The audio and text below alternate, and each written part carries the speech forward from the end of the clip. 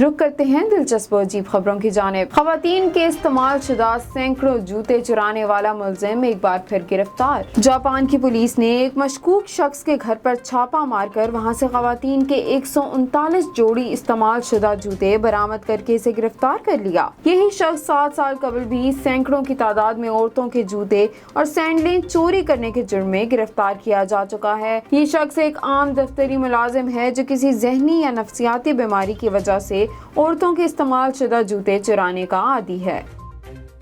مستقبل کی اڑان کار نے 2 ہوائی اڈوں کے درمیان پہلا سفر مکمل کر لیا۔ سلوواکیہ کی کمپنی نے اڑان کار کا اہم تجربہ کیا جس میں ایک سے دوسرے ایئرپورٹ کامیاب اڑان بھری گئی۔ کار میں BMW کا انجن نصب ہے اور کسی خاص ایندھن کی ضرورت نہیں رہتی۔ ایئر کار کو کسی بھی پیٹرول پمپ پر لے جائیں اور ایندھن ڈلوانے کے بعد اڑان بھرنے کے لیے تیار ہو جائیں۔